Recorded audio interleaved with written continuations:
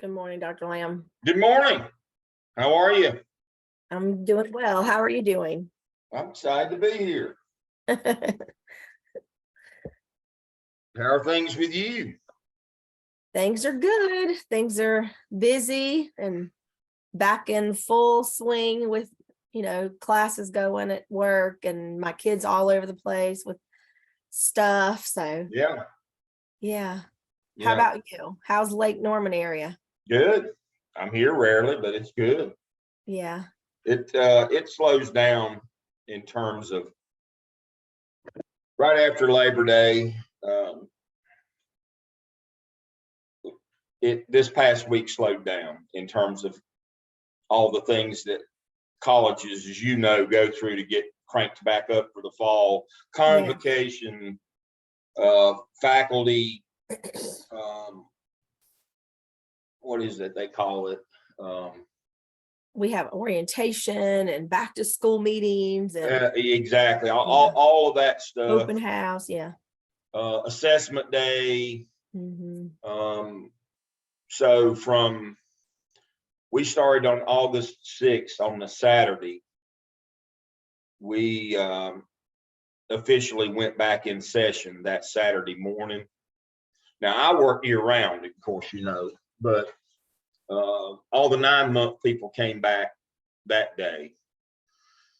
Yeah. And we did in-service day, required in-service day. And I did Qualtrics as a training session in the afternoon. And of course, or was it in the morning? But anyway, I did one. And then I had an adjunct that works for me that he was nominated for adjunct of the year. And I actually had 2 that were nominated for adjunct of the year at Gardner-Webb, and they were invited to do a presentation to the faculty that day. And then one of my EDCI doctoral, that was mine, she won the one for graduate adjunct of the year, and she did a presentation. She's principal at A.L. Brown in Kannapolis.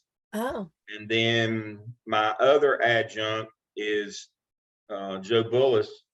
He still works. He's in the central office in Wilkes, and he did a presentation. And I did one on Qualtrics. And then Danny Stedman, one of my adjuncts, won the university-wide adjunct of the year, and he did a presentation. So I was busy with them getting their presentations ready.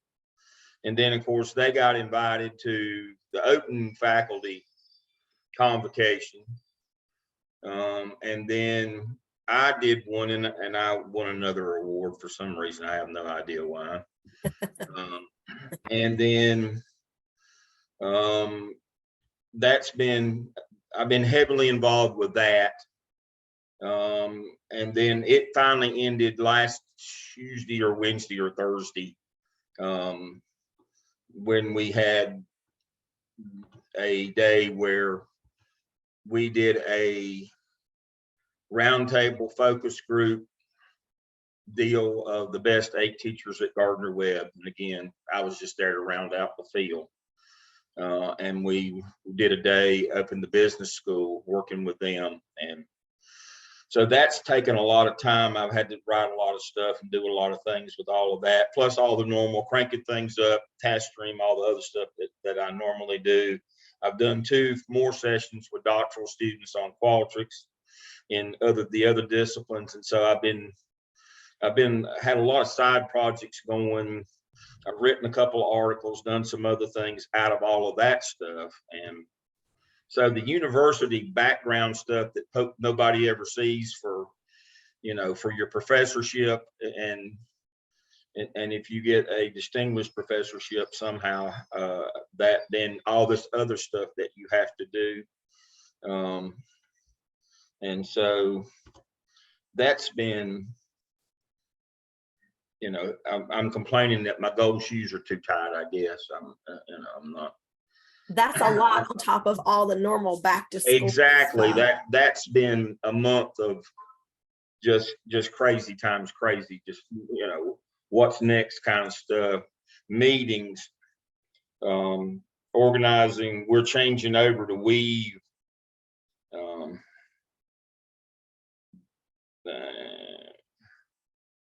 Chiffon's having technical difficulties. Well, there's Sean.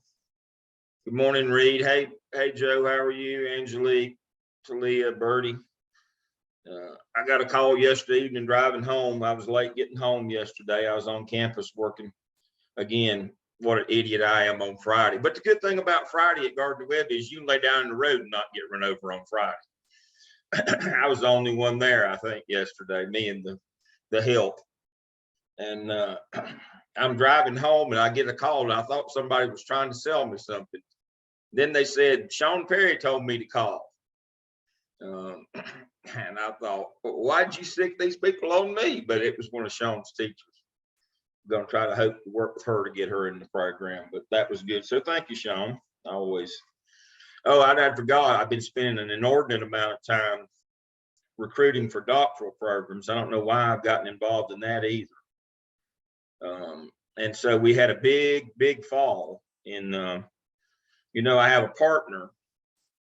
I have two partners. I have, obviously Dr. Hamilton in DEOL, but Dr. Laws, and he and I are the LS department. And so we had a big fall. We brought in 56 new LS doctorals this fall. And so that's a record by 12 for that department. And so we've been doing a lot of additional meetings and a lot of kind of meet and greet online and some face-to-face stuff all over, trying to recruit for that program.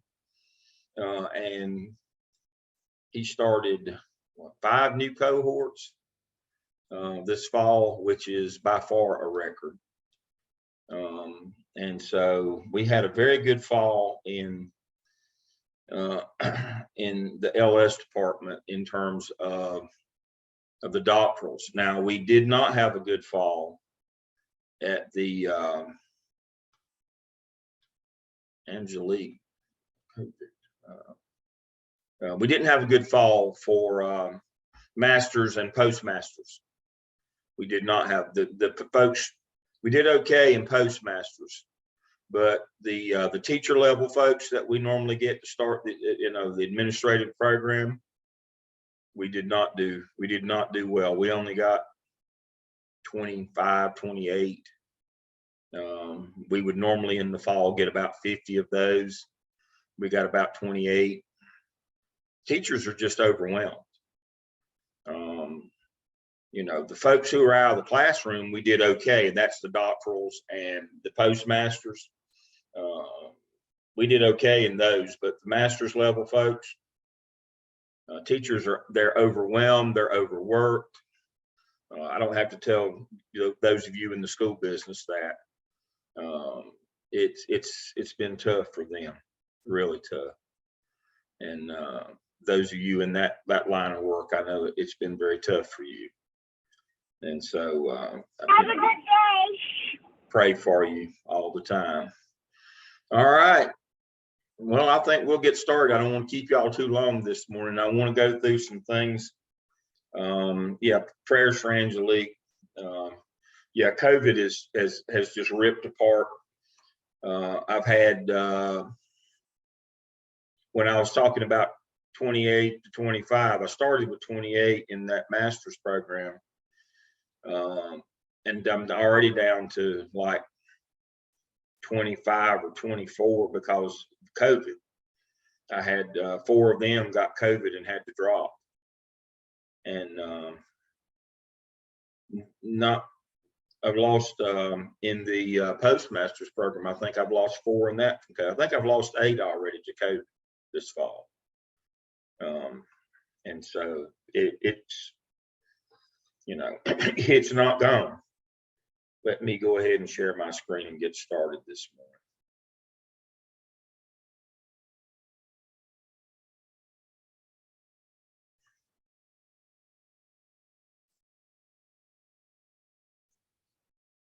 All right. Dr. Lamb, I appreciate you doing this for us. No problem. I always do this. It's time to get cranked back up for the fall. I told you I'd leave you alone in the summer and let you finish class, whatever your data collection was doing. Summer is crazy in terms of what you got to do to get your class done. And so we don't normally meet or do anything in the summer other than you continue on with what you're doing, and then we crank back up in the fall after you know what your responsibilities are for the fall. And that's why I wait until after you've met your first time so that you can kind of pace yourself out. So the first thing I want to talk about is your consultancy shell. Excuse me. Now, I met with Dr. Hamilton this week.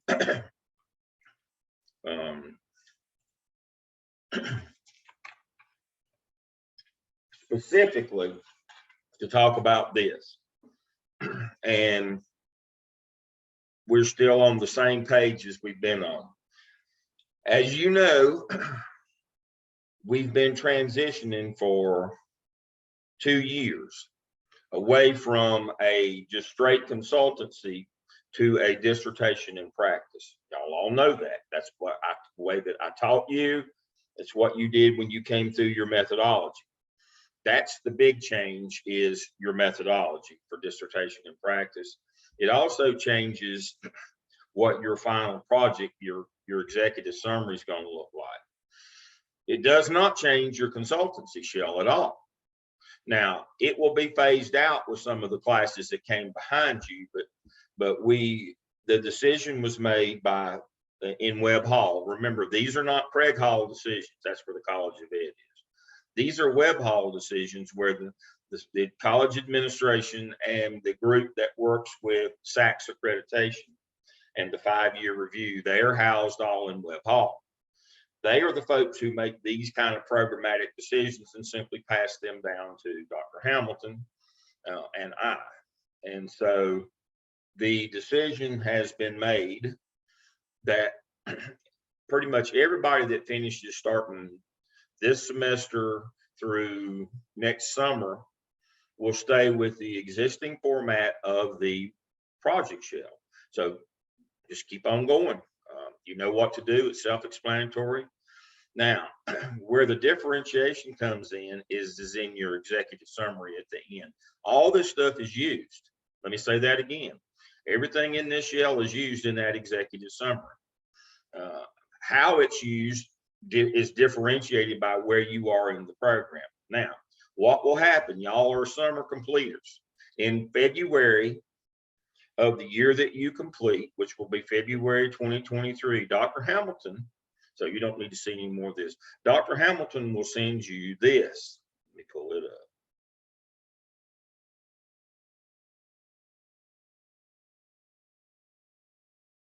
He will send you a slideshow like this, which is, this is the one that came out last spring, presenting your executive summary.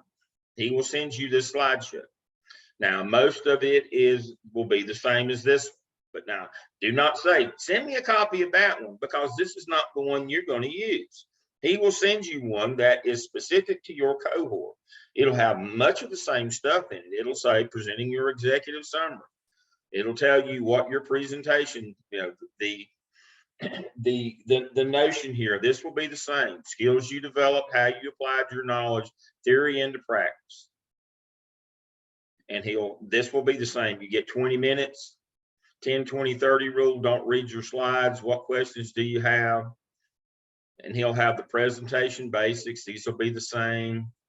He'll have the presentation. He'll have the format. He'll have that. He'll have this. This will change a little bit, not much. Presentation format. And then what's next? These are the 3, 1, 2, 3, 4. These are the 4 slides that may be changed a little bit, but he will send you this. And then you will produce a document that looks like this. Let's see if I've got one. Do I have it?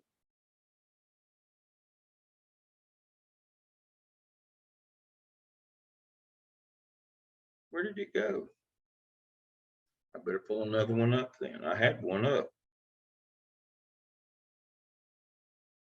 There it is.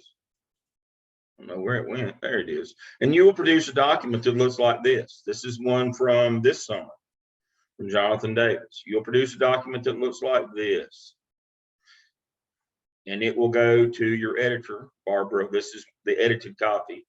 It will go to Barbara Hildreth, and it will have everything, as you can see, that you did. You notice these tables and all this information is straight out of that consultancy shell, all the things you did in there. And you will put together this. Now, again, I'm not going to send you this either, because yours is going to look different, a little bit different than this. But one of the things that we've also figured out too is if I send you this, if I send you a template, you're never going to pass your turn it in standard. Let me stop my share a minute and say that. You'll get the presentation format, you'll get the template for your executive summary. You'll put all your stuff in it. You'll send it to me. I'll say, yeah, that looks good. We'll send it then to Barbara Hildreth. What is it? You get 5 hours of, I'll edit it pretty heavily so that you'll stay within that 5 hours that she charges you that base fee for. So I'll do a pretty heavy edit on it, do all those kinds of things. We'll get it ready. You'll send it to Barbara Hildreth. You'll work back and forth with her till she says it's done. Then you'll send it to you. Then you will upload it in your 755 consultancy shell that you will have that semester. I'll have a Turnitin set up for you there. We'll get your Turnitin certificate. It's got to be 19 or less. Let me say that again. It's got to be 19 or less. That's why we have to be careful about sending you templates. If I send you templates, it's all going to be the same and you'll never pass to turn it in. That's the notion of dissertations is they all got to be, they've got to be unique pieces of work. But everybody who comes through the doctoral program, whether you're doing a DIP, a dissertation in practice, or just a regular dissertation, has that same standard of 19 or less. So you'll get a slideshow. It'll come out in February, does every year for the summer. You'll get the executive summary format. Now, the reason why we give you say, well, Dale, you just said we give you a template. That format is embedded in Turnitin. That one is, so that it won't count that format against you. But if we give you other templates, it will. That's how this works. You will turn it in to turn it in. When you get 19, you'll be fine. You'll do your presentation, and there's your presentation basics. You'll have your documents separately with all of your appendices. That's how the presentation part of this works. Now, back to dissertation and practice. Let me do a share screen again.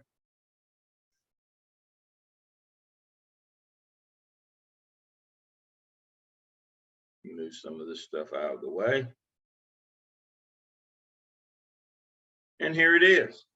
You already have it. This is the way that you were taught. This is what the dissertation and practice, that part of your executive summary will look like.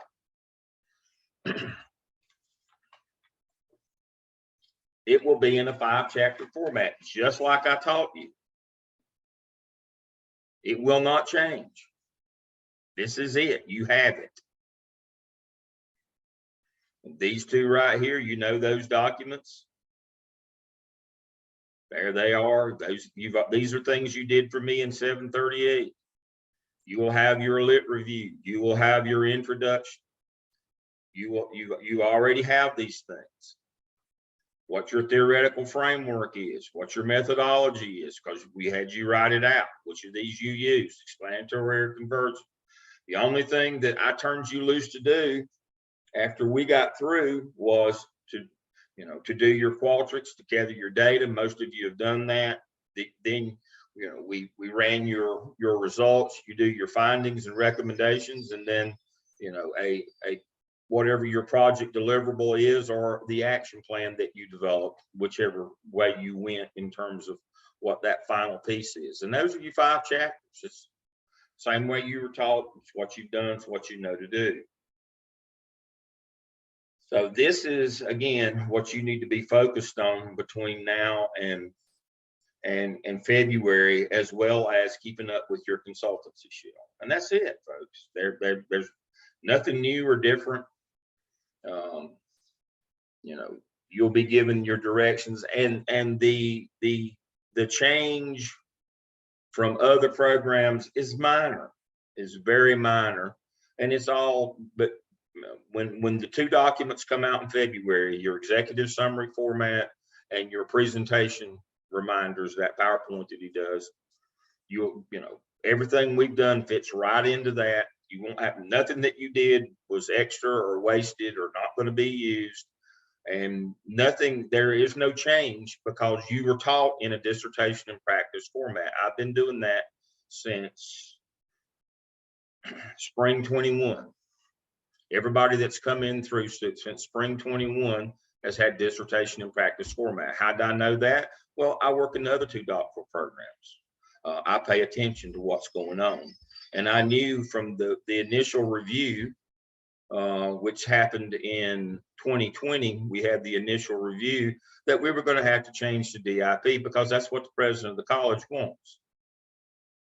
He wants everybody to do a dissertation and doctoral programs. It's not just a change for DEOL. Some of the other programs were doing what we call capstone projects as well, like over in nursing practice, DNP, and some of those. Everybody at Gardner-Webb is going to dissertation or dissertation in practice. Everybody. So it's not just why they picking on DEOL. Nope. Divinity, nursing, everybody's doing a DIP. Everybody is moving away from capstones. The president announced that when he showed up in whatever it was, 2019 or whatever is he wanted everybody to do a 5-chapter dissertation, period. You know, and that's his notion. Now, I won't get into the politics of that, the whys or the wherefores. You know, I'm an operations person. You know, let's just saddle up and ride, whatever it is. And so when he made that announcement, I just restructured 738 and off we went. Not a big deal. It did not fundamentally change what we do in 738 at all. We were already doing, you know, an action research model. We just put it in a 5-chapter format and off we went. And so, in full disclosure, I teach the 5-chapter model in methodology in the other 2 disciplines in the College of Ed as well. Wasn't even a big change for me. The content is exactly the same for all of y'all. I mean, you know, I don't know but one way, and so it didn't change anything. The only thing is I've had to you know, sharpen my skills in Qualtrics. And when he came,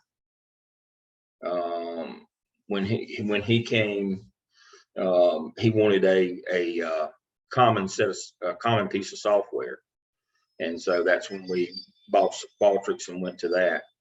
And I won't make an editorial comment on that notion, in that he hired a person, or a person was hired to do that and doesn't do it. But if I can, then everything's good. So the question from Angelique is will you have another class on this? In the spring, we'll meet again. You'll have all your materials in February. You won't have a class. You'll have this 1-hour consultancy like you always have, that I'll introduce the stuff. It'll be given to you and I'll have it, and then we'll meet a few times in the spring to go over it to make sure you're keeping up. But it's just like the other doctoral programs. They all have a 1 hour. They don't do this in a class. You do this separately in either an internship or a consultancy, or they call theirs dissertation. But the 1 hour companion to your class, we'll start this in the spring. So you'll have, and we'll do that. Just like in the other programs, they have to finish their coursework before they can do it. We do it kind of along the way. That's the people ask me, what's the difference in a different dissertation and practice and a dissertation? The timing is the only thing that's different. If you were in one of the other doctoral programs, you'd have to finish your coursework before we would start this. That's after the first 2 years, then you would start. We do ours along the way. That's why it's called dissertation in practice. You still take the same classes. That is correct. It does not change the class structure. It does not change anything. The companion to your classes is where you do your final project, whether it's a dissertation or a dissertation in practice. That's the way we do it in DEOL. They do it differently in the other two doctoral disciplines. They wait until after their coursework is over, and then they take this all by itself. And it lasts, it lasts a year or two. And that's why theirs takes 3 years. It's just the timing of when you do this work.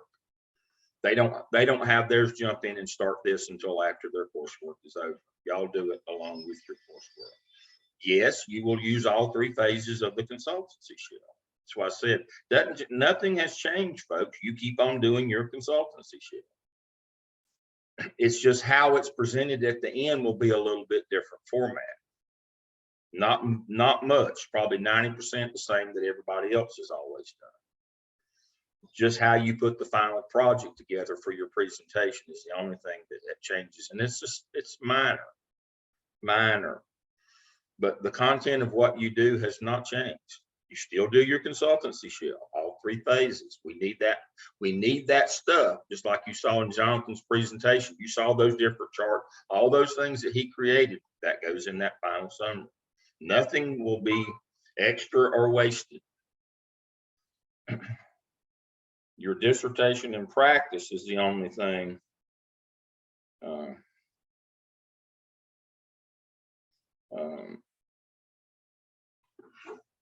is the only thing that changed from 2 or 3 years ago, but you were taught in that format. Fill in forms or write papers. I'd write papers if I were y'all. In terms of you need some explanation for the forms. Not a lot, but narrative always helps. Now, let me say this, and I can say this very easily. None of you as old as I am. That's important in that I acknowledge my age and that I have to write stuff down to remind me of why I did what I did. I take notes all day, every day. In my work bag right here, I carry a calendar still and write everything down so I know where I'm supposed to be when I'm supposed to be. And I carry one of these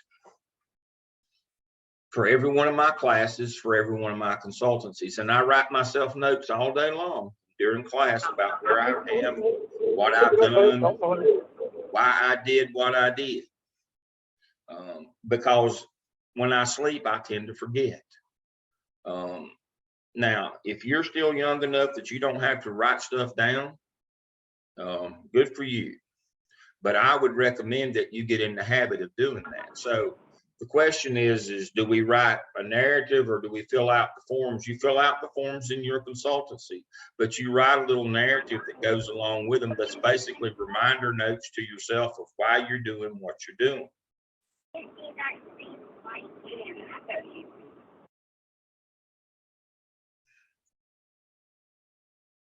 Okay, that fixes that problem.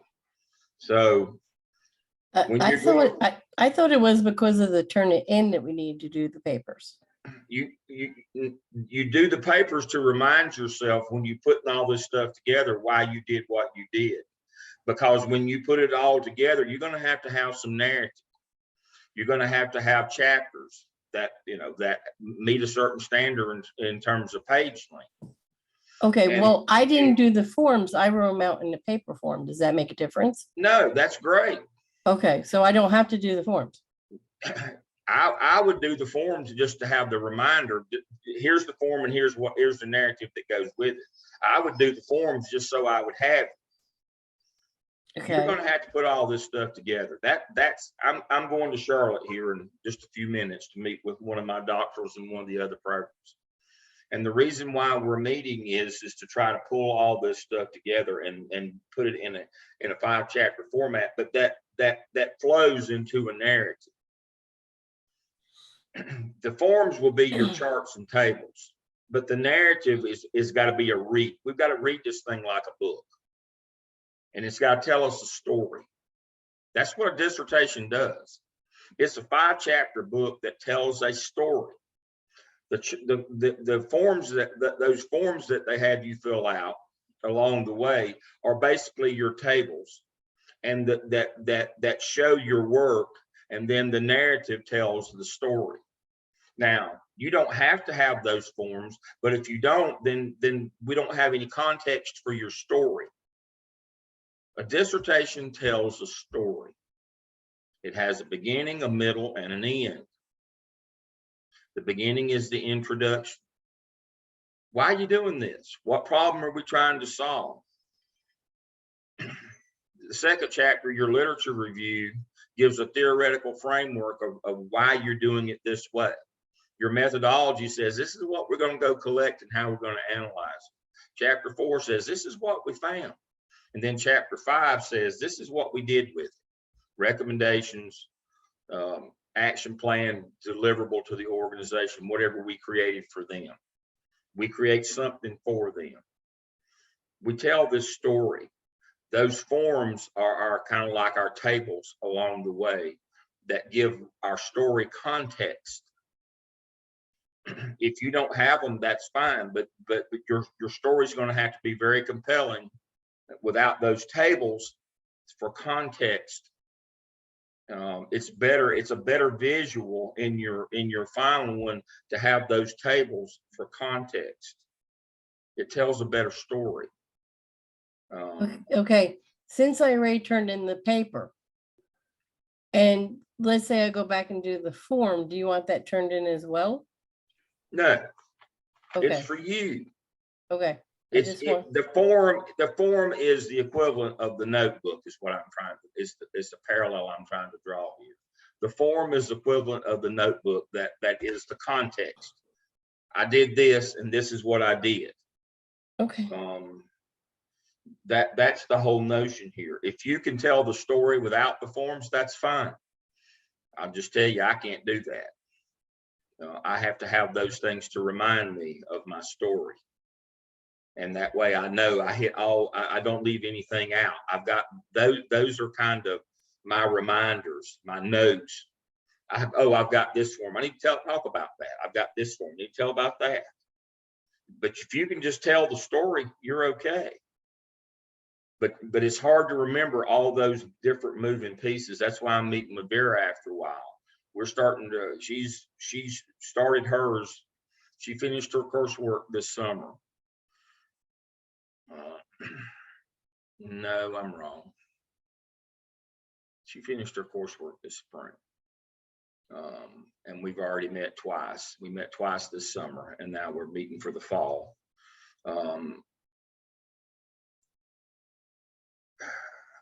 And we're starting to pull all of her pieces together, all of her tables, all of her data. We're starting to pull all that together. She's about where y'all were, remembering when y'all were pulling everything together for your final presentation for me this past spring. That's what she's doing right now. That's what I'm talking about. Their timing is different. They don't get to start doing any of that until after all their coursework is over. They don't get to do it in class like y'all did. They have to wait till all their classes are over. And then they start it separately. And so she's about where y'all were in getting ready to put your final presentation together for me in 7:38 to do your proposal. That's what we're doing with her. She's getting ready to pull all her stuff together, and we're going to try to do her proposal here on October 15th.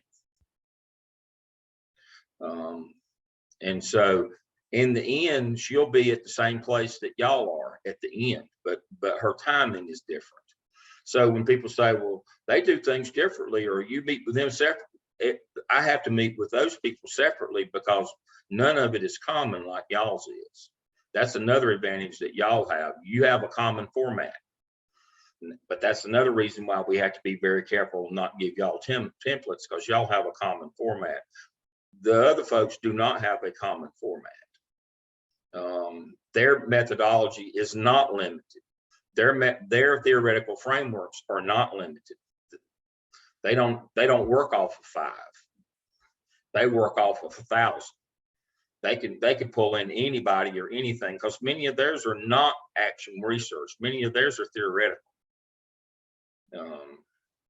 And so when you go to the theoretical realm, it's unlimited. We don't have to worry too much about them and turn it in. But with y'all, we really have to worry about being very careful not to give y'all templates, because y'all all work off of a common format. It's action research, period. There's some of theirs is explanatory, some of it's exploratory research, some of it's theoretical research. Every one of theirs is different. All of yours are the same one. It's all action research. There's only 2 methodologies. It's all mixed. It's either convergent or explanatory. That's it. Theirs could be anything.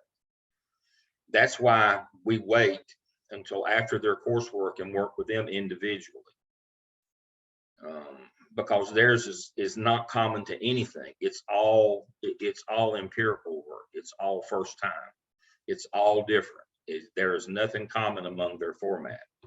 That makes theirs much more difficult to get through. Not because the work's any harder or any better. It's because they're no longer with a group. It's no longer a part of a class. It's all, they're on their own. If you meet, fine. If you don't, fine. And it's much more self-directed. And so that's why it's much harder for them to get through. If they're motivated, Vera makes herself come to the building on Saturdays. She comes every Saturday, just like it's class. And I meet with her about every other week. I go down and meet with her. The rest of them in that group, they're not mine. They belong to somebody else. That's another thing. They don't have a common person. Everybody's got a different committee. And some of them, but I have to come in to end on a lot of those and do the save. And I don't like that. That's not a good form. That's not a good process that they'll fix it at the end. Or Mitch will fix it at the end. The methodologist comes in at the end and then fixes it. The difference is y'all had me all, for the whole time, and I've been with you, and using a common format. And, I'll approve all of yours in the end when they go to the editor. And so, knock wood, we had one summer before last that had to go into the fall, but that wasn't his fault or ours. That was a situation where he was doing his project at work. Again, not a good idea. And he got moved. And his project went down the drain. That's what happens sometimes. And so we had to go back and start again with him on a new project. And so it took him a semester longer. We've had a few that has happened to, but it's not because they didn't work or not because of something we did or they did. Circumstances change, but it's always been somebody who was doing it where they work, which is not a good idea. But we know that because things change. He got moved. He was an assistant principal at a high school. He got moved to an elementary school. his project was doing a program evaluation of a peer mentoring program at the high school. He got moved over to an elementary school, and they said that project's over. Your project now is implementing a trauma infused curriculum in elementary school. Implementing, and y'all have been with me long enough to understand and know methodology wise, the methodology would be completely different from a program evaluation to a program implementation. Everything he had went out the window. His theoretical frameworks, everything changed. Wasn't any way to salvage it. We just had to start again. And so I can't say that everybody's automatically going to finish on time. Things like that happen. But as long as your project doesn't change, you will finish on time, because we have done the work. You have done the work along the way. So the question came in the box here. Do the last two classes have a lot? I don't have any notion about the last two classes. I don't know what they'll have you do. When should you try to have your phases completed? You should have all your phases completed. You need to have all of your phases completed by February, when you get all your materials for you to start putting it together. You've got until February. Now we have some people that aren't done in February, but you got to get it done shortly thereafter, because we need to be through editing and have your final presentation done, or not, have your executive summary done by second week in May, because you'll defend in the summer, and then what you'll be doing in the summer is putting together your slideshow for your final presentation. That's kind of the way that, so I want my folks, and you're my folks, I want y'all done with that consultancy shell by early February. So how many months is that? Say the middle of February. So October, November, December, January. 4.5 months. 5 months. Yeah. You got 5 months to finish all the stuff that's in that shell. 5 months. Okay. And then when we start in February, when we meet in February, and we'll meet live then. And we'll start going over all this stuff, how all that, we'll look at the documents that Dr. Hamilton sends us. We'll look at the final presentation, and we'll look at the executive summary template that he gives us. And we'll look where we plug all this stuff in. We'll meet in Charlotte on Saturday, just like we normally do. When will things be sent to the editor proofread? Let me look and see. All those dates come out in February in terms of when stuff's got to be done. Let me look and see if I can see from the group that finished this summer. Let me go back to that. Let me close some of this stuff. Let me see.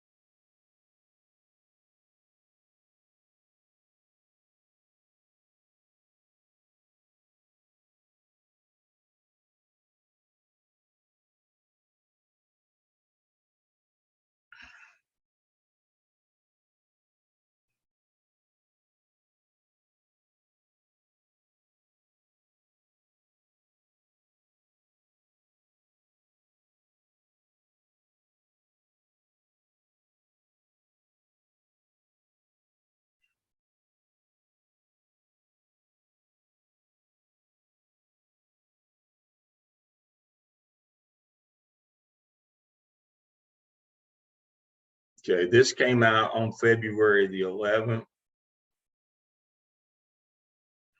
Timeline for executive feedback.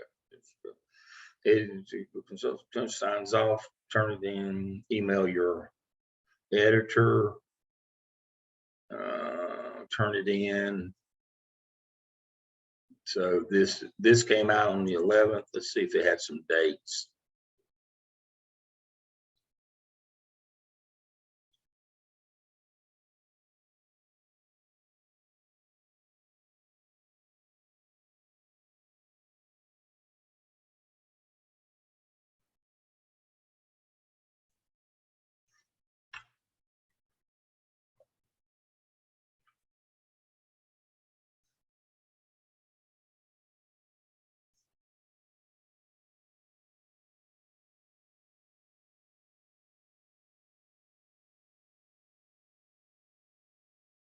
There's the contract for editing. She'll send you that once I send you to her. As you can see,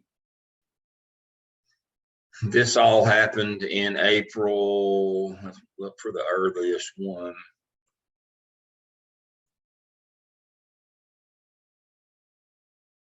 Let's see. So there's what it looked like. See, this came out. This was the one in March. Final checklist. Let's see what this. Oh, here it is. You'll get this. This is what comes out in February, and it will give you the. It'll give you your consultancy project presentations. It'll give you the 2 weeks that you schedule your time. So you get in touch with your person from your project host, and y'all set a date. You have to schedule 1 hour from 9. Now, my folks schedule between 10 and 4, not 9 and 3. I'll just go ahead and tell you that now. I'm not about, most people come in a lot of these organizations come to work at 9 and they've got stuff that they've not planned to do or things on their desk or whatever. I'm not about sitting around and waiting on somebody. You know me, patience is not the virtue that I have. And so we start at 10 o'clock and I expect everybody to be ready to roll at 10 o'clock. Now, my time is only valuable to me, you know, the old fable, what's time to a pig? Well, my time's only valuable to me, but we'll start at 10 o'clock. You'll schedule them in 1 hour. You email me with the time and date, the college announces it, all that business. And it has the project and it has what all the things that you have to have in it.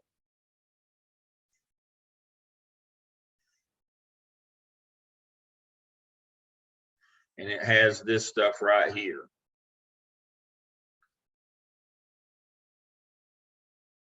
This is the important stuff. That's why it's in red.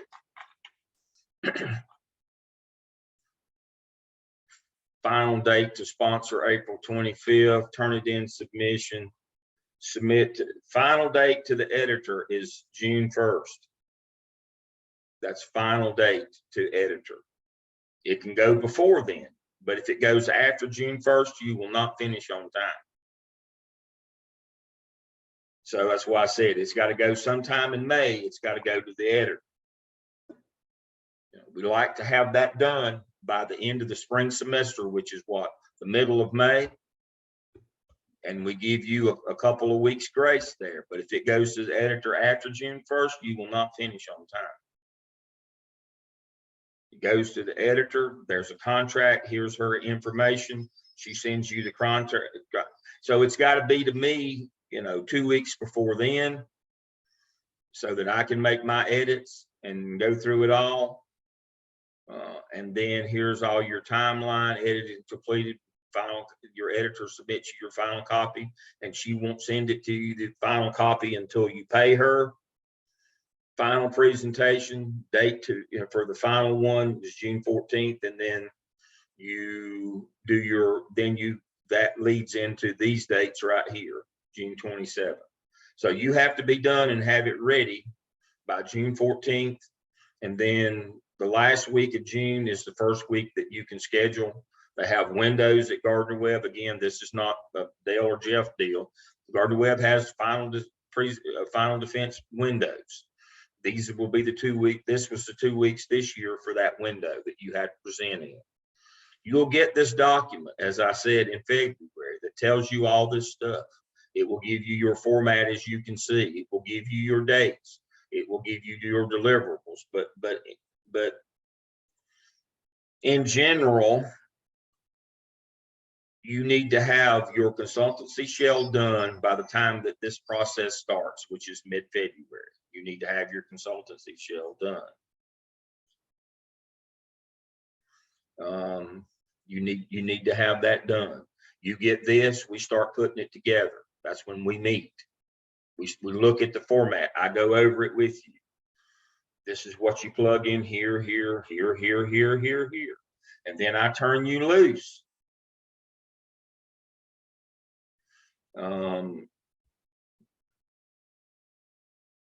Then you send me your rough draft.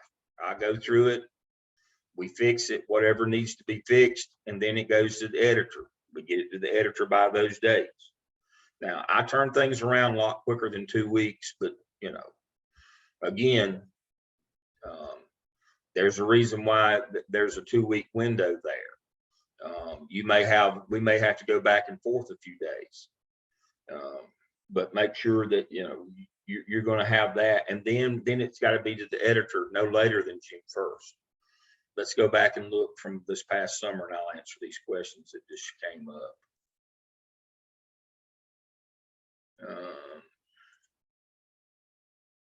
Let's see. As you can see, all of mine, except for one, were well before the deadline. Let's see when the first one started.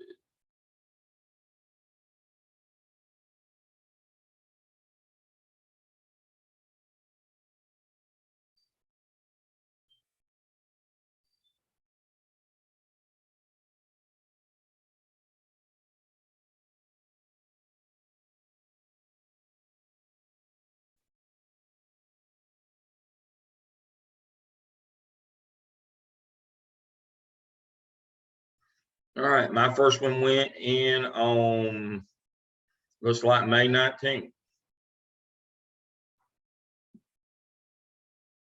And they all followed, as you can see, shortly thereafter. We were about 2 weeks before the deadline. And then we got them all in. No, excuse me, we had, yeah. And this one wasn't mine, but I picked him up to work with him. As you can see, that's that part that I was talking about. Dale will fix it. You saw a couple of those in there, but don't make Dale have to fix it. You're with me already. There's no excuse for us being late and Dale having to fix it, because we'll be together all spring again. And so again, after classes get started in January, after you've met your first time with your last class, and when Dr. Hamilton sends us all the stuff, and he has to wait till then, the university sets all the windows for everything. Remember, y'all aren't the only doctoral program. You aren't the only ones that are sending to the editor. We've got 3 different doctoral programs in the College of Ed, but there are other doctoral programs at Gardner Webb as well. There's DMP, there's Divinity, all these other different doctoral programs. Everybody has to queue up in a line here, just like waiting for to see the Queen's casket. Everybody's got to get in line. We have a place in line. This is our window this week and this week.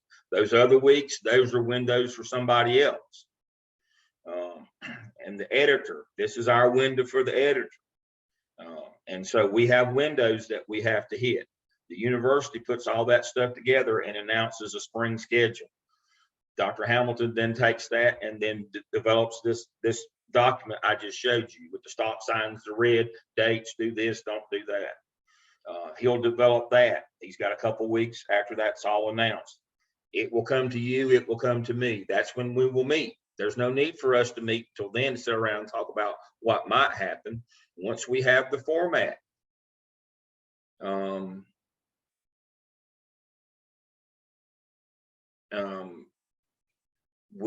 We'll meet in the spring. Now, we won't meet after the spring. After that, we're just working individually. We're working together. And so we will meet in February or early March after we get this, after you've had your first class meeting, after we get all of our materials for what we're going to be doing. We'll meet then. We'll meet in Charlotte. We'll go through all this stuff. We'll sit and look, and we'll look where you can plug your stuff in. After that, we'll work virtually like we are now. We won't meet in the summer. There's no need for us to meet by then. You'll just continue to work. The next time that we'll meet will be either virtually or in person for your final defense. Now, Dale, why'd you say that? I don't make that decision.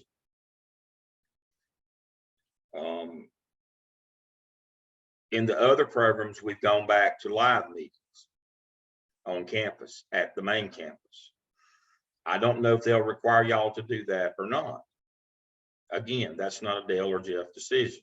President will make that decision of the college, not of the College of Education. Gardner West president will make that decision.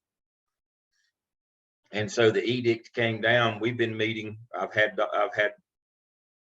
either 2 or 3. I was looking a while ago. Let's see what's been, why my phone's blowing up.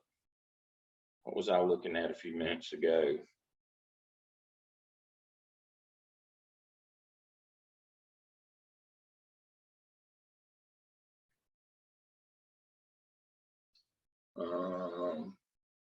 As you can see, they've made us start doing them live and in person again for the other programs. This is one of my, this is Finest Nixon. Finest, it was one of my EDCI doctorals. And she finished, when did we do that one? We did that one about 3 weeks ago. Yeah, about 3 weeks. I think Friday, yesterday was 3 weeks. We did that one 3 weeks ago. Now, the caveat has been, if your project sponsor can't come, as you can see from that picture, you go back to that picture again. Sometimes pictures tell 1,000 words. You see that screen? We zoomed in her partner from her school district that she did hers in. Those people sometimes won't travel. And so we had to make an accommodation. So we did a Zoom. The rest of us were live, and she had to be live on campus, but we Zoomed her partner in. We'll have to figure that stuff out in the spring when the rules come out. Again, I can't tell you because I don't know. And again, this is not decisions that we make at the College of Ed level. These are decisions made at the university level. Now, they don't generally consult us about what we think. They do what they want. You know, the college decides this is what we're going to do for now, and they, you know, you can't ever tell what's happening with COVID, what's happening with, in society at any one time. And so they kind of, it's a semester by semester thing right now. So they decided this summer that we'd go back to live and in person, but that's already kind of got blown up with COVID again and with folks not wanting to travel. And so we just have to adapt to whatever the rules are when they come out in February. And so if I knew, I'd tell you. Let me go back to the chat now. Summer classes, we can schedule our districts. You schedule your final presentation. You schedule it in that window, and you know, you pick a date, and we announce that date. Now that doesn't mean that you're already done. It just means that I'm gonna have everything done by then. Let me say that again. When this document comes out in February, it gives you your window. That's when you go to your project host and say, when could you meet? And can you do it live? And if they say, no, that's too far for me to travel back to main campus, we've not, the edict came out for this semester that we would not be doing live at Charlotte campus. It would have to be on main campus. And you find out if they can come. If they can't, we make an accommodation for them to do it virtual if they can't come. But you schedule that as soon as we tell you the dates. What your window is you pick a time and you find a time and a date during those 2 weeks that your project host will be available. Let me say that again. You don't have to wait until it comes back from the editor during the summer session. You don't have to wait to then to schedule. You schedule it early on with them. As soon as you know what our window is, what our weeks are, you get in touch with your project host immediately and find a day and a time that they'll be available, either virtually or live on campus at Gardner Webb, whatever the rule is. Now, at that time, we may have gone back to doing them at the Charlotte campus for all I know. And we may not. That's what you have to find out. Whatever the rule is, the rules will come out at that time. They got to be all scheduled at main campus, or they can be scheduled virtually, or we can do them at the Charlotte campus. We'll know what the rules are at that time in February. We won't know before then.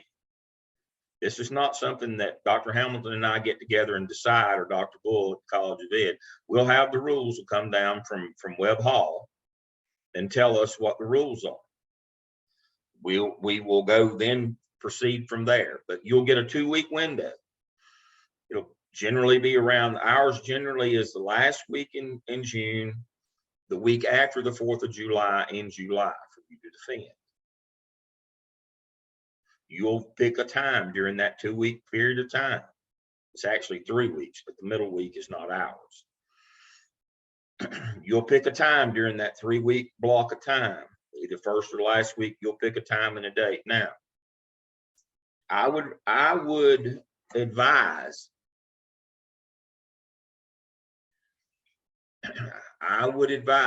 we'll just meet on a Saturday. We won't meet Saturday and Sunday, and we won't meet all day. It'll probably take about a half a day. I would advise it'll be like the 9 to 12 that we normally do online, except we're going to do it live. I would advise not wait to the last time on the last day, because if something goes wrong, you're hosed. And so I'm looking at this past one. So as it showed, our first day was June 27th. I did 3 that day. That's good. That's fine. I did Brad at 10, Stacia at 1, and Jonathan at 2. Second day, I did Jim at 10, Vic at 3. So I had 5 done in the first 2 days of mine. Now, the rest of these were the other group that I did methodology that I did. But then what I was going to say is last day, last hour, I had 1. Last day, last hour. And we knew something goes wrong, you didn't make it. If her person didn't show up, if something happened, she didn't make it. And then she would have had to come back this fall. I would not wait till the last day, last time. I would try to schedule it in that first week, and then have a backup time that second week. And when Angie scheduled her last day, last time, she knew, I'm taking a big risk here. Because those windows, now let me say this again, those windows are absolute. I can't tell you that enough times. I do not set the window. Jeff does not set the window. If you appeal that window, it will be denied. I'm just going to go ahead and tell you now. If you appeal the window and say, well, it's still, can I go next? No, I'm going to tell you right now, the answer is going to be no. And you won't finish until the next semester. And whatever they charge you for continue consultancy continually, you'll pay that and go on. Now you say, Dale, that sounds pretty hard-hearted. Let me tell you a quick story from Sean's part of the world. Okay, Reed said he's good. Thank you, Reed. It's good to see you today.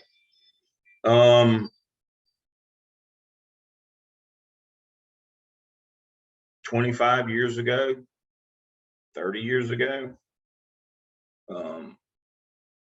fellow that works with us at Gardner Webb, he was principal at a high school in Robinson County. He had a student, 14 years old. This is just, it's a heartbreaking but heartwarming story. He started with her at 14, so many challenges, unbelievable, that she persevered, went to college, unbelievable story, what she went through.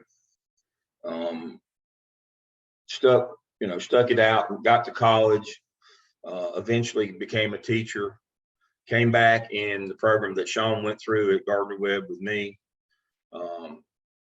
Dr. Stedman worked with her during the program. I worked with her. We were still doing live classes in Goldsboro. She stuck with us during all that time. Again, many challenges, got through all of those.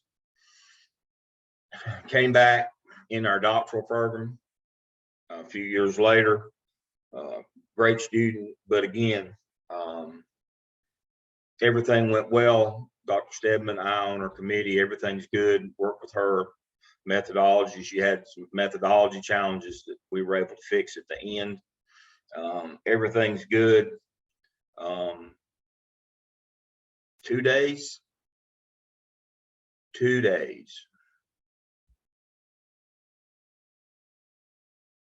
before her final defense, she had a massive stroke, blood clot on the brain. Stayed in the hospital for a month. Got out, had to go through therapy. I mean, this is incredible story of overcoming. The Lord doesn't give you more challenges than you can handle, but sometimes he gets close. So close you can't blow smoke between it. I mean, it's that close. But she got through, everything was good. She finally got through therapy and all that, and was, so obviously she didn't get to defend in the spring. And so it was delayed till summer. But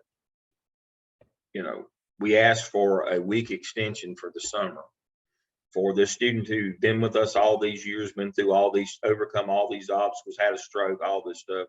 And guess what the response was to the request for a 1 week extension on the window for summer? No.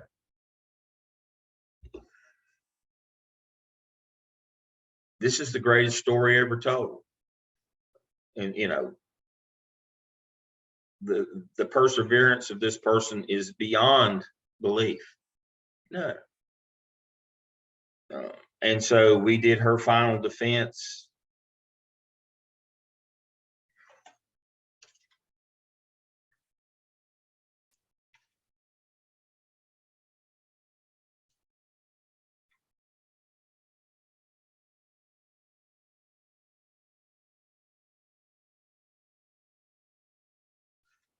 On August 25th. And so she will graduate in December.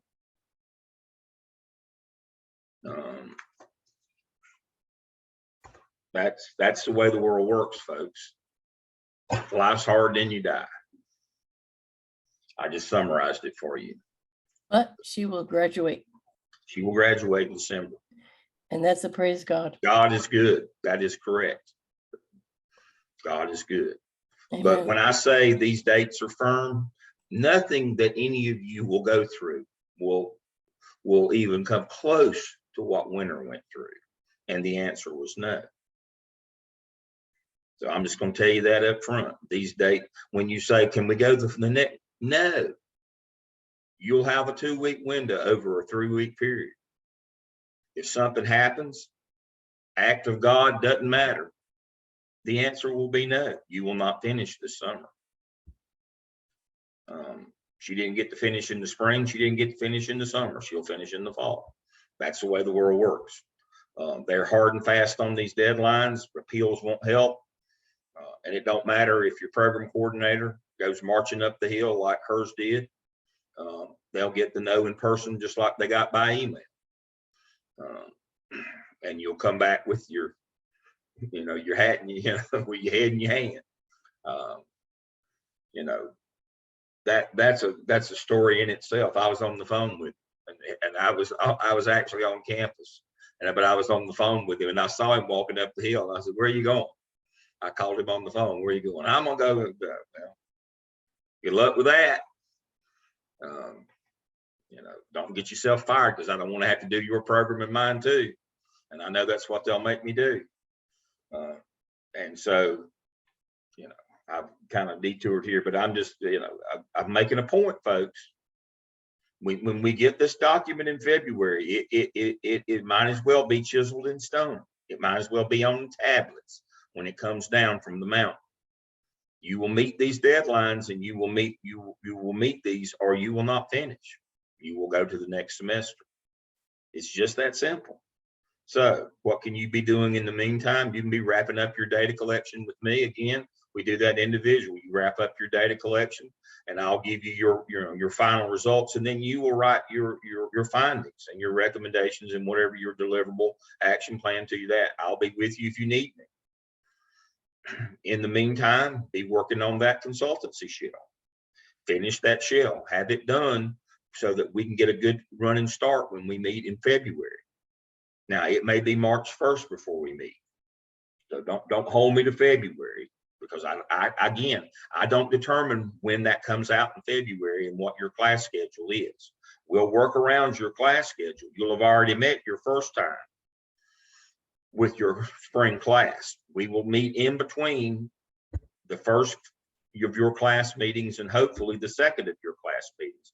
We may get delayed in that the timing of your second class meeting for your spring class. We'll try not to, we'll work around that time, but sometime between the middle of February and the middle of the March, when we get our document and our marching orders with all of our dates and times and all of those things, and the contract from the editor and the template for the executive summary and all of those things, when we get that sometime middle, late February, we'll schedule a time to meet. We'll meet on a Saturday morning in Charlotte from 9 to 12. We'll have a biscuit. We'll tell stories, but we'll look at that thing, and we'll sit down and look at each of you, where we can plug you in and what you're going to have to do. We'll know what we're going to have to do. You'll know when to schedule your time. And again, I can't say enough times, try to schedule in the first week of that 2-week window that's over a 3-week period of time. Please understand, you'll have a week, then you'll have a week, but we won't schedule you, and then you'll have another week. Let's not try to get into that last week. Let's try to get all of them. If we have to do 3 a day, I don't care. I do not care. We'll do 3 a day, but let's get them all scheduled. Now, remembering there's another group that has to schedule during this time as well. Remember there's 8 more in another section, 8 or 10 more in another section of DEOL.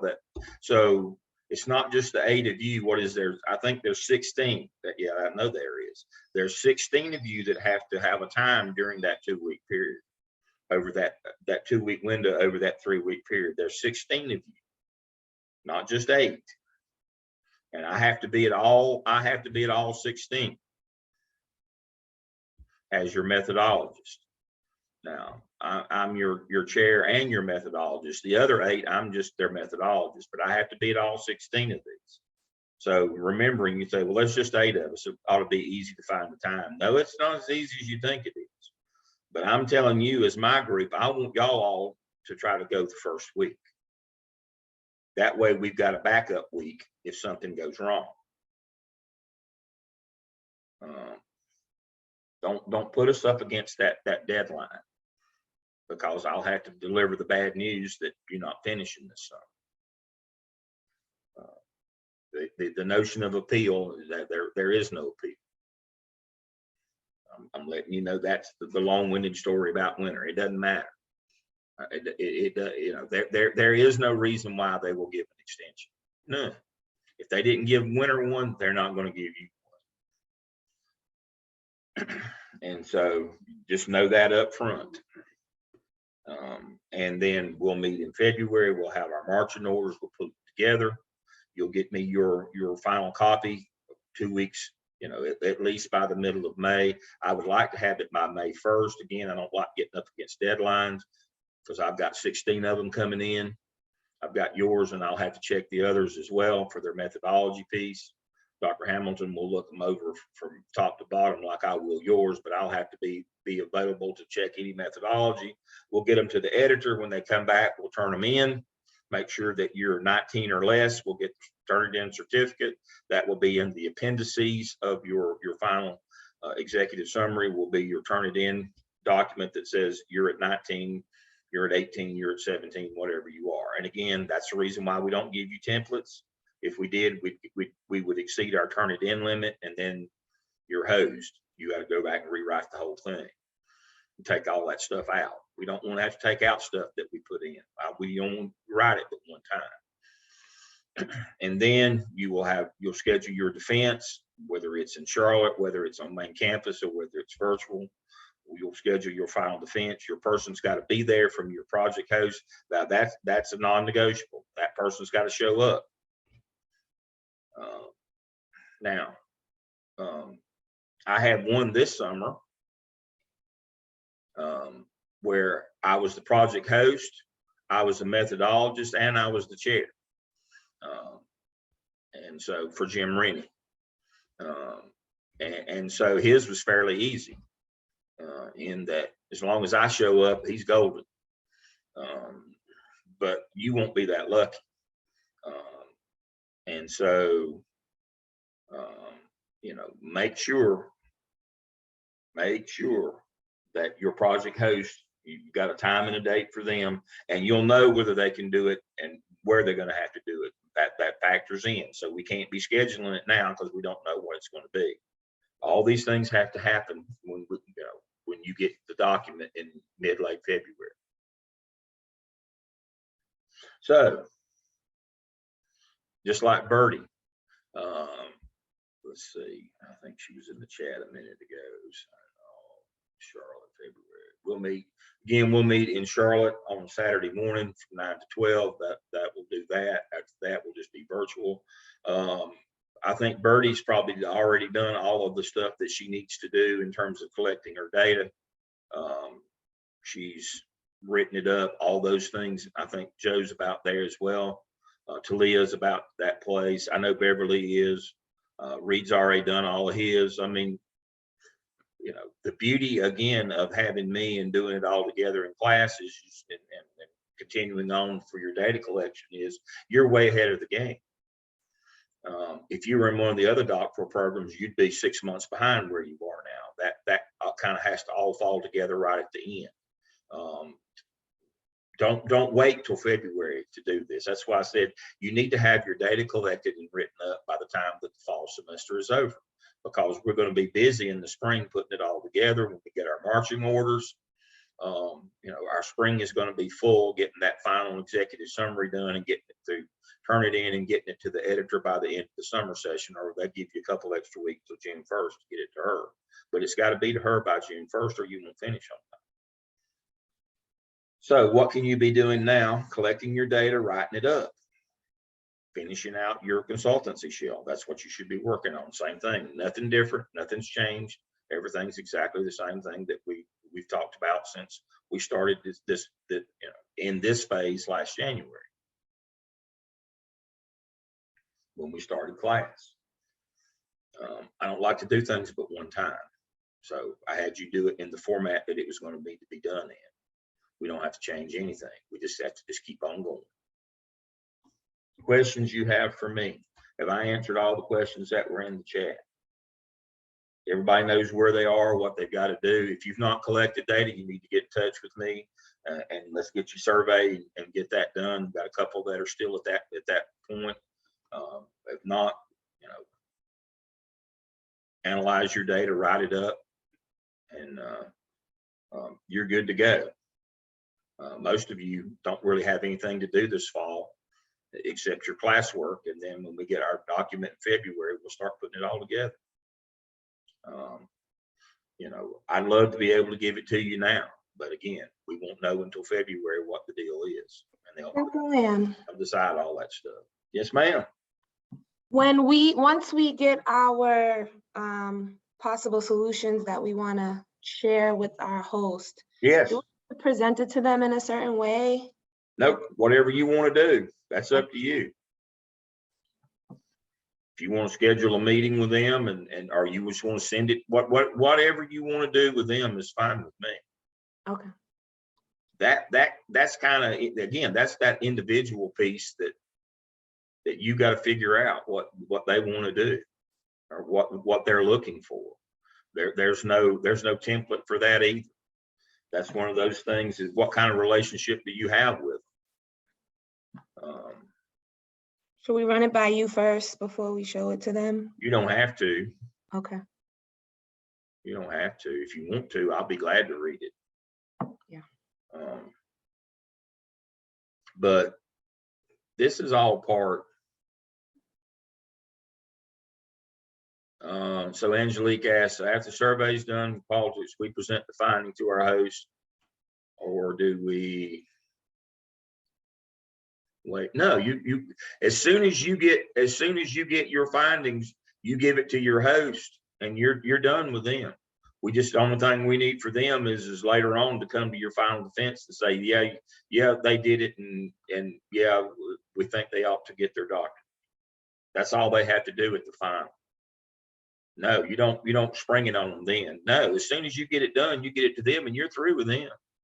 Remember, we don't get into implementation. I'm gonna caution you again.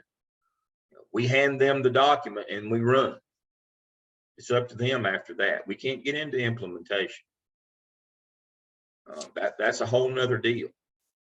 Dr. Lamb, when you say hand them the document, Whatever the deliverable is, whatever it is. from the survey, correct? Yeah, from your results, from your data collection, from qualitative and quantitative. Here's what I recommend. You got a set of recommendations, and then from those recommendations, you either do a document that's just those recommendations, or it could be an action plan. Here's how to implement those recommendations. But we stop right there.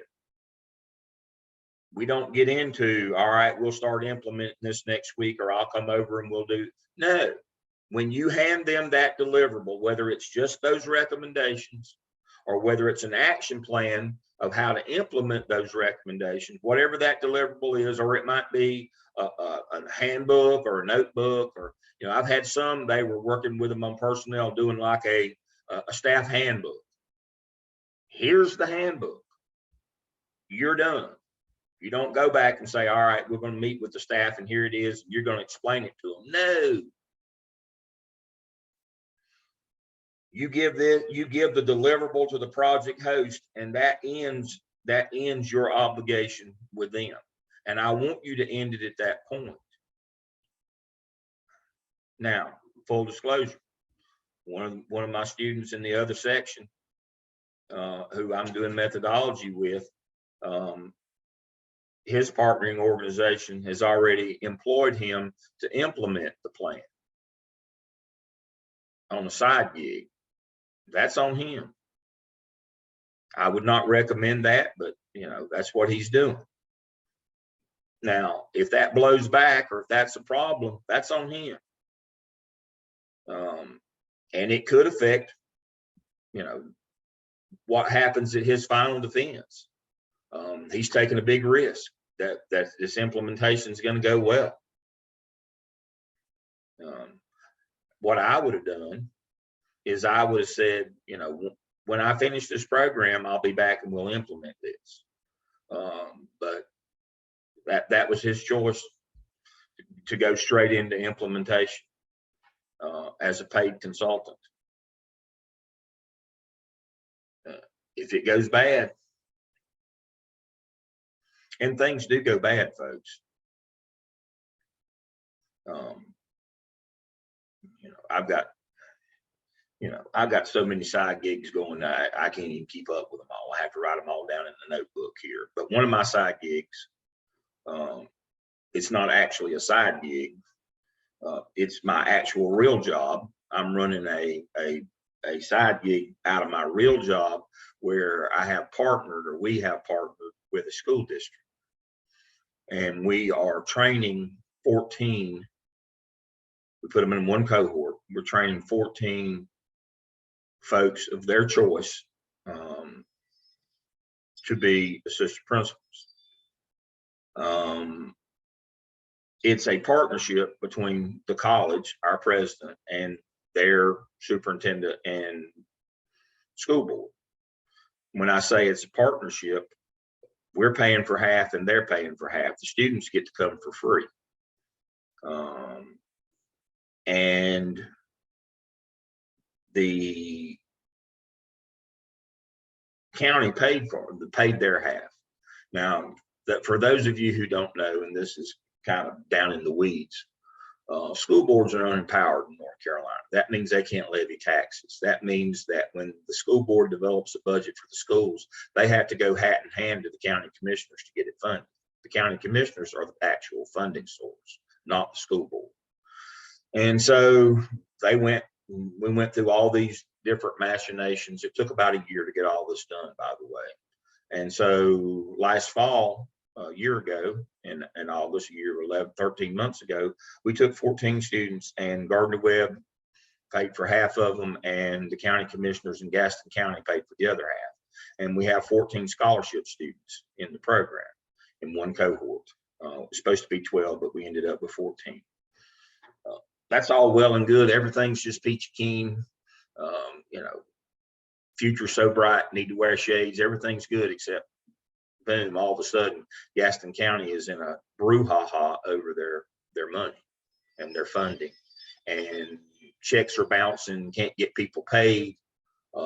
Now they're wanting the states come in to do an audit on the money. You know, the good thing is we've already got their half of the money, but you know, I teach law and finance, and I know that they could demand that money back. So we're kind of over the fence right now. Not in a good situation. You say, Dale, what in the world's that got to do with? Well, those are the kind of situations. Angelique's in GCS. She knows what I'm talking about. Those are the kinds of situations that you get into with organizations. The partnering organization in this deal is now in trouble. It's blowing back on me and what I'm doing with them. And it's put these folks at risk. They may have to, you know, it's a small chance, but I don't even want to say it out loud. You can understand what the ramifications are for these people who their organization was paying for something. Now all of a sudden there might be problems with that. You can understand the ramifications for them. And these are the kinds of things that you think, well, you know, this organization, you know, nothing, you know, you would think a school district, nothing bad could happen. Yeah. Tell that to these folks from Gaston County. And that's the kind of stuff that we try to avoid with doctoral students, is that if you do the work, you deserve to get your degree. And every time we bring another variable into that equation, you know about variables, you know, probability goes up that something bad can happen. Angelique says teachers are leaving, real good teachers that have been there for years. Yeah, people get mad if they work, you don't pay. There's a money problem in the county, and it's not just the check machine broke. The problem is there's not money to pay for the you know, the cash checks. I mean, I don't know. I mean, they're going to have, you know, I don't know what's going to happen with the money. I would discuss it privately, but publicly, I'm not going to make a statement on what's going to happen with the money. But what I'm saying is you can't get into you can't get into the implementation piece, because that's money and resources. And if they don't show up and it don't happen, then you're kind of over the fence, and you can be part of a bad political situation as well. We've had a couple of those in DEOL where it gets, you know, it's crazy and scary is what, you know, is what Angela, that's exactly right. I don't need to be having to try to go hat in hand and get somebody through this program like I've had to do in the past. I don't like that, because it became controversial or something bad happened. I've told you the story at the museum. They asked the lady that we were working with. Now, full disclosure, I told the student when we went and met with them to begin with, this is going to go bad. You need to find something else. This is going to go bad. Nope. Well, it went bad. But now we got her through. Full disclosure, we got her through. But now it would have been easier to got a camel through the eye of the needle than to get her through. And I'll just tell you, it was just, you know, I won't tell you it was skill on my part. It was just luck that we got her through. I don't like, you understand, you know me, I don't like working on luck or hope.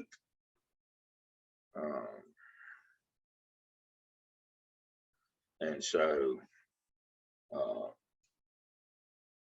we get over into the chance gets too great. You know, we bring chance into the equation when we start looking at implementation. And I don't like chance or hope or luck. None of those are a plan. And so too many things can go wrong if we get over into the, you know, we bring way too many variables into it if we get over into implementation. You know, if you work there and you're going to be involved with that, at least delay it until you get through this program. So if it goes bad later on, at least it doesn't keep you from being, you know, Dr. Rusty. I mean, that's the important thing here. You say, well, Dale, that's an awful narrow and self-serving view. My job is to get you through, period. That's what you pay me for. I have a question. Can you hear me okay? I can. Okay. In phase 2, where I'm at, okay, I got 3 more before I get into this professional literature review. Yeah. Now, it says 10 references. Mm-hmm. Now, is that 10 separate references from Yes. what we did in 738? Okay. Yes. Okay. You need 10. You can use some of the ones you used in 738, but just make sure that they're 10 different ones. Don't use the same one 3 times and count that as 3. Every time you use one, that's it. And if you use it after that, you can only count it 1 time. Okay. It's got to be 10 separate references. And it may be some of the ones that we used in 738, but it's got to be 10 different ones. That's a college, that's the Gardner-Webb requirement. Okay. Okay, that I get. That was the simplest question. Yeah. Thank you. Thank you. I mean, that's a good question. You know, I didn't see any forms for stakeholder or communication plan, but I did see it for resource and budgeting. Is that just again, write it up? Just write it up. Okay. You know, again, we've had to limit the number of those kinds of things with an eye to turn it in. If every time we give you a common form that goes into this thing, that's going to put that number up a little bit higher, a little bit higher, a little bit higher. I'm going to tell you right now, we bumped 20. The least I've ever seen on one is 17. Okay. So we're going to be somewhere between 17 and 19, the best we can do. I think every one of mine this summer was 19. Seriously, I mean, you're right on the edge. And every template we give you after that, it's going to put you over. So just write those up. Just make your own. and whatever format. And you can use an existing format from one of the others if you like the format, but just be careful.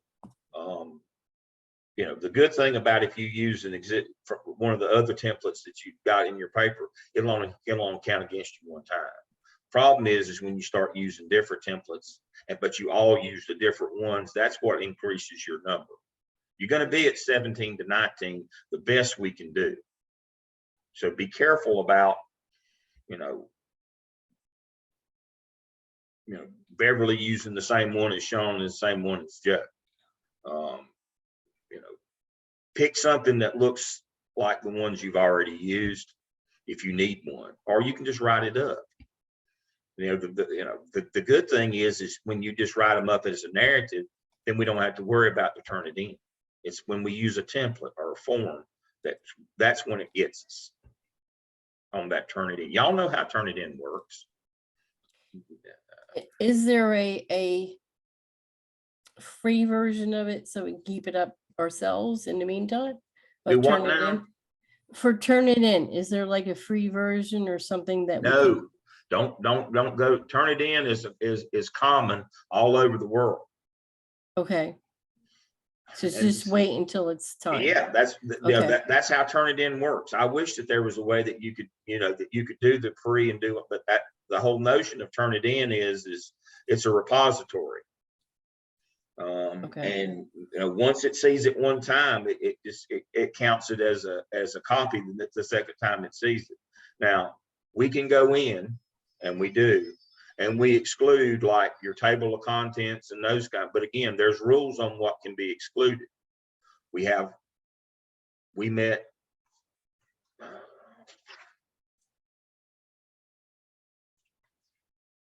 met in Charlotte on August 3rd. I told you all these days, y'all heard me whining before we started this. It's been crazy. We met all day from 9 to 4:30 in Charlotte on August 13th at the Charlotte campus. Brought in all the folks who work with dissertations in the College of Ed at Gardner-Webb. And that's what we went through all day. It's exactly what we went through. How to teach people not to plagiarize, how to paraphrase, not to use templates. We have a guide, we have a book in terms of this. But in that book, it says what can be excluded when we do the turn it in. We can exclude table of contents, we can exclude any kind of headings or directions or whatever for each of the sections. But after that, we're not allowed to exclude any forms or templates that we give you. Again, dissertations are supposed to be original pieces of work, and it's 19 or less. And we have a set in stone guide, and I'll show it to you. We have a set in stone guide of what can be excluded. There are not other projects that are similar. No, that is, you're not going to get around this. It's just not going to happen. You're going to have to build it, and then you're just going to have to wait until we run it, and then we'll have to go in and fix it. You say, well, that's not a very, but that's how it works.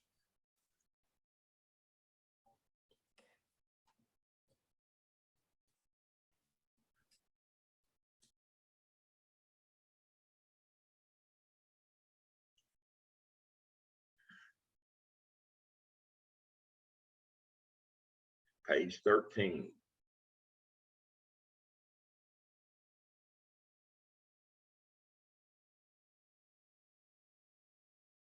Y'all have already done your CITI. You can see all that. Lesson 20.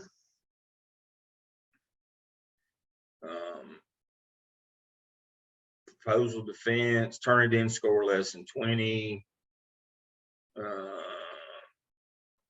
So this can expect must go through multiple revisions. Acceptable scheduling proposal, blackout dates. We got the timelines, blackout dates, 30 slides, all the things that we've told you. RB, final defense, all these things. During the final defense, all this stuff. lesson 20. Okay, here's the link to the final procedures. We're clicking on the link document, and that tells us what can be excluded, all those things. And of course, I can't show you that. But you can see none of this stuff is up to us. Look how long this thing is with all the different rules that we have to know, that we share with you. And that's why I say, this is what came out for this year. Here are some of the, here are some of the dates. And so when we get the, and here are all the different links, oh my Lord. That's what goes into building that document that will come to Dr. Hamilton, and he will customize it in February. That's all that stuff that's in that. But back to the original point, no, there's nothing similar to turn it in. Once it's out there in the world, it's going to count against you. You don't get any pre or any of that stuff. We'll have a form that I'll have to go through when I set up turn it in.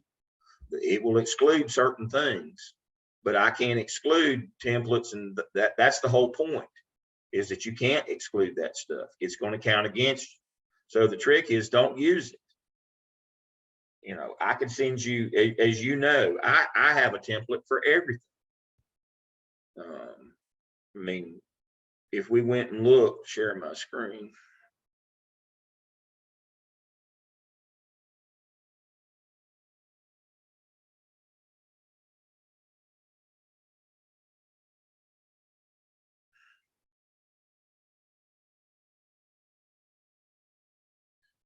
Helpful hints, task and prompts, templates, everything that in my program, everything we do has a template. Everything I do in terms of evaluations, I use a template. Everything. I mean, I am the template king. Dr. Lamb. You see all these things here, everything. I've got a template, I've got a form, I've got a guide for everything, but that's not doctoral programs. It's not dissertations. We have been ordered to destroy all those things and not give them out.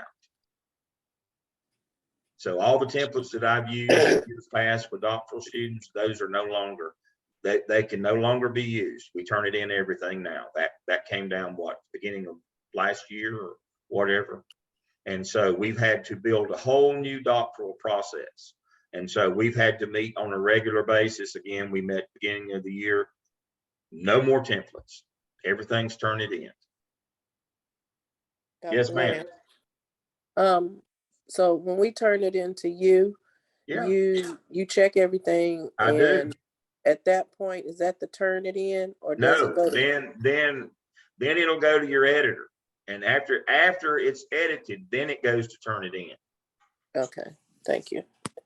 But what I do is I take out all the stuff that I know that turn it in is going to catch. If you've got stuff in there that I know is going to get caught by turn it in, or your citations aren't correct, or you have paraphrased incorrectly, I'm supposed to catch all that stuff before it goes to the editor, because the editor's not going to be worried about that. She's just going to make sure it's in APA format. And then it's got to go to turn it in. And that's why I said my 6 this summer that I edited and got through, every one of them came in at 19 or under. Not a one of them had to do revisions after the editor. We were 6-0. So you depend on me to know what, to go to all these meetings, pay attention, don't tell stories, stay awake, and know what I'm doing, so that when you turn me yours in, and I get it and rework it or do whatever the magic has to happen. Then it goes to the editor, and then when it comes back, then it goes to turn it in. And we cross our fingers, hope that I was good enough. That's why I said I was 6-0 this summer. I may not be that way next summer. I may not be 8-0, but the goal is to be 8-0 next summer, so that again we have 8 wins. And so Beverly says it caught my title page. Yep, but I'll exclude your title page. I can exclude your title page. I can exclude your table of contents. But after that, you know, I have rules that I have to go by in terms of what I can exclude when I set up your Turnitin. Again, they're set by the college, and you know, and that comes down again from, you know, that comes down from Webb Hall to the college, and then passes through the college to me in terms of what we're allowed to exclude and not exclude. And we, you know, Dr. Van Cleve did a whole section, whatever that Saturday was, the 13th, on paraphrasing. And part of what I have you do in action research, every one of yours is, you know, is different. We don't do a lot of paraphrasing. From, you know, that's the theoretical people who get caught up in that, because they're basing their dissertation on literature. You're basing yours on a problem out in an organization. We don't generally get caught up in that paraphrasing deal. But think about it from an intellectual perspective. If you were doing a theoretical dissertation that was based on literature, and you were bringing that literature in as your data, that's when you're going to get in trouble with paraphrasing. We don't generally have that problem. Where we get caught is when we use templates. They don't have the template problem, because all their work is from, they get caught in the paraphrasing. We get caught on the templates if we use the same forms over and over. And if y'all all use a common form. And it's punitive in that, you know, Joe's out front here, and she turns hers in first and goes to turn it in with all these forms in it. She's golden. Then Sean turns his in, and you know, and he gets it in the back of the neck because his matches hers. So if you're the first one, when we're using templates, you're okay, but everybody else then is hosed.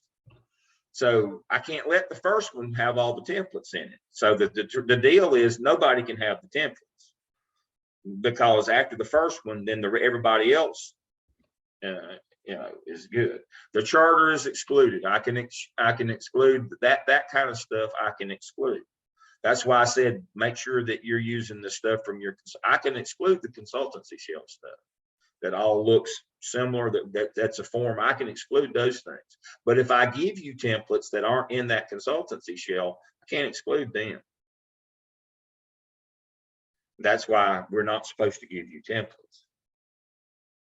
They can't be excluded. Again, the college sets the rules on the Turnitin for each of the individual programs as what can be excluded on Turnitin. Now, these go to the dean in the end, and they're checked again to make sure that we followed the rules. There is a final check on these things. Now, your guess is as good as mine how close he reads these things. But he's not reading them because he's interested in them. He's reading them to make sure that we have followed all the rules. I mean, that's the final read, and you're not done until he says you're done. And so he gets the final read, and it's basically checking me to make sure that I didn't exclude stuff that I wasn't supposed to, and that you got stuff in there that's common to all of them. And it looks like y'all just copied one another. And so the simple fix is just don't do it. You know, man goes to the doctor and says, "Doctor, it hurts when I do my shoulder like that." And what the doctor says, don't do your shoulder like that. It's real simple. You know, we exceed our limit of 19 when we use templates. Well, it's real simple. Don't use templates. Would it make it easier? For me, I have 1,000 templates. I could give you a template for everything in the world. But then we just have to go back and start again at the end. We do double work. So again, I'm being very, I've plowed this ground several times this morning, but don't get in the habit of templates. Even yourself, I found this template. No, somebody else has used that template. It's going to show up on Turnitin. And even if it's a template that I made, again, after the first time, it's going to show up on everybody after the first time, even if it's one of mine that's not out there in the world. So that's how templates work. They're the same for everybody. Okay, as we're like, I'm more of a narrative person. I think you noticed that. When we're saying, like for me, Gwen did this, Shay did this, but should I do it not necessarily their name, project host, technology advisor, that kind of thing, rather than the person's name? APA 7 says you can use their name and you write first person active. I did this, we did that, instead of saying the candidate or host or whatever. That's APA 7. Okay, so I can, okay. Just want to make sure. Yep. Because I accidentally put Shay and Tiffany because they're That's technology fine. people. APA 7 says you can do that. Okay, all right, I'll go back over, thanks. APA 7 says that you write it first person, active voice, which means me and Sean, have a person in common now because she called me yesterday. Okay, In the past, we would have said the candidate had teacher Y call the program coordinator. APA 7 says Sean had, and you'll excuse me for not being able to pronounce her name, call me to talk about a program yesterday. That's the difference. First person, active. okay. It's Kumari. Well, there you go. I'm sorry, I'm used to gender neutral and not first person with the Yeah. community, so I just want to That's make sure I'm okay. APA 6th edition, third person passive voice. Okay, so I can do first person. We do first person active voice now for APA 7, Okay, which is a big benefit. okay, Big Right. benefit. Because you can write like you talk. okay. So if I correct them, I don't have to return them in, but I can keep them in a separate folder Yep. for when we get everything together. Yeah. Okay. I just want to make sure if I have to turn it in. Yeah. But, I hope that you folks have all figured out that Turnitin is the 800-pound gorilla sitting on the couch now. That's the thing you got to get through. A lot of this other stuff that you think is going to be, obstacles to get over are not that bad. The Turnitin is the 800-pound gorilla. You can't get past that. You were talking about me for a second. Yeah, me. I'm serious. It's that Turnitin score now that we have to be, and we can't wait till the end to worry about it. Now's the time to be understanding. Yeah, it would be easier to go out on the internet and grab a template and I'll use it. Don't do it, because it's out there in the world and it's going to show up on Turnitin. Now would be the time it would be easy for me to send you a template that I made. Except again, first person that uses it's okay. Everybody after that's hosed. We have to go back and break the whole thing apart and start again. I mean, Turnitin gets real involved in terms of the rewrites. It's this whole section's got to come out and be redone in a different way. You don't want to get into Turnitin rewrites. I'm just going to tell you right now. Turnitin rewrite is not hours, it's days, it's weeks, it's months. If you have to do a Turnitin rewrite, you will not finish on time. I'll just tell you right now, it won't happen. I had an issue with that in one of our courses in the program, and it's just the nature of the template that we were using. And then, so I had to go back and reword some things, and I spent a lot of time on it. And I forget which professor it was, but when I submitted the final, they had actually contacted me and said I probably overdid it because my score was really, really low. And so I basically had to rewrite everything. But remembering our margins are so tight, it's going to have to be like that, Sean. Understanding that the best we can do is about 17. I mean, you've only got a couple of points to play with here. That's what I'm talking about. You have to do major revisions. You know, if you've got 5 or 10 points to play with, yeah, we could change a couple things around. But when we're working on, you know, our range is only 3 points. You remember range from what I taught you. Our range is only 3 points.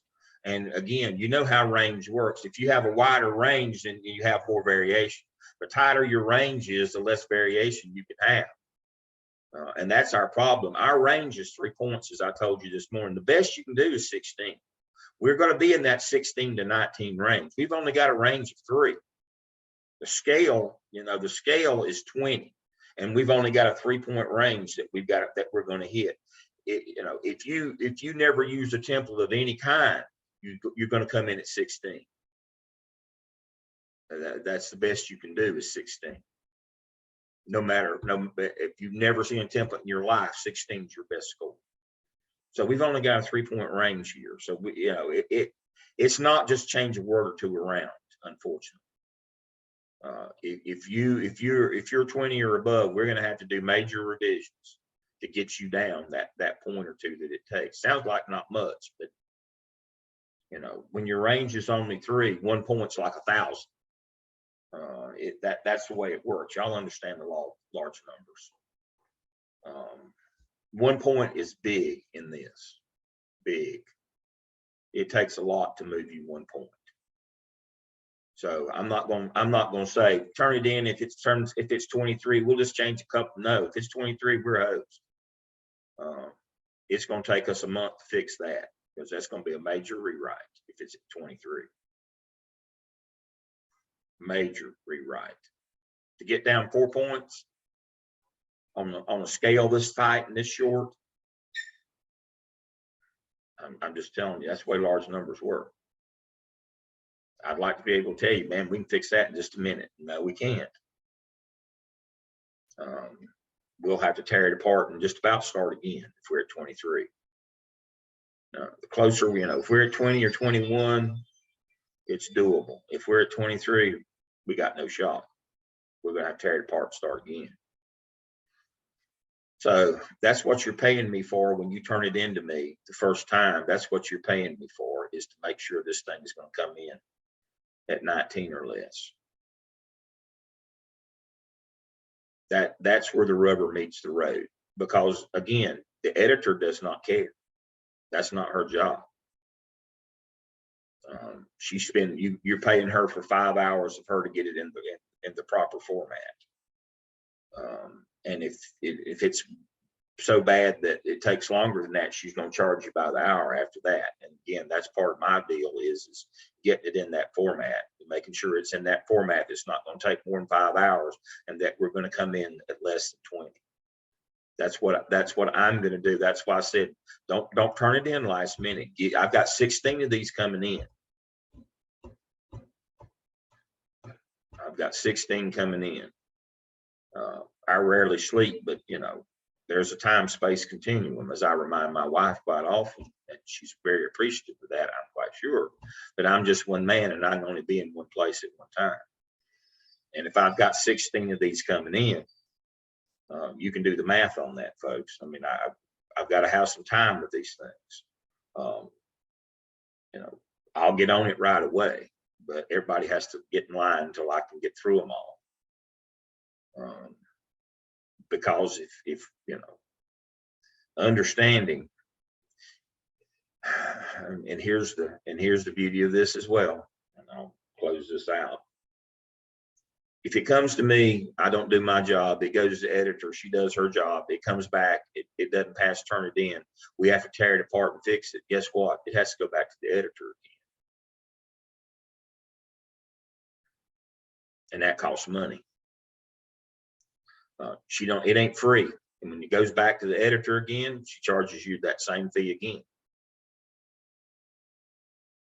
Whatever it is she charges you, I don't know how much it is. What is it, $600? I think it's $600. She charges you the $600 again. Then we go through the same thing again. You'd rather not to happen. Time-wise, that means you're not going to finish on time, number one. Number two, it means you're going to pay the editor twice. Um, you know, I'd rather that not happen. And I suspect even more than me, you'd rather that not to happen. Because I'm not the one striking that $600 check to the editor more than one time. And I said all that to say this is, you know, resist the urge to shortcut the process. Don't grab templates. Don't go out online and get stuff. Don't talk to other people that have come through this program at other times, or try to you know, mirror their format or whatever that they went through. It's all original work every time, and it changes from semester to semester. What they did this past summer is not exactly what you'll do next summer. Resist the urge. I know people like to talk. Well, they did this and they did that. It has nothing to do with you. We have a set of rules for this cohort that we'll get in February, and we'll proceed from there. Resist the urge to talk to other people about their experience or what they did, or use a format simple.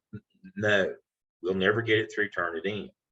It all has to be unique. I mean, it's going to be this way for everybody.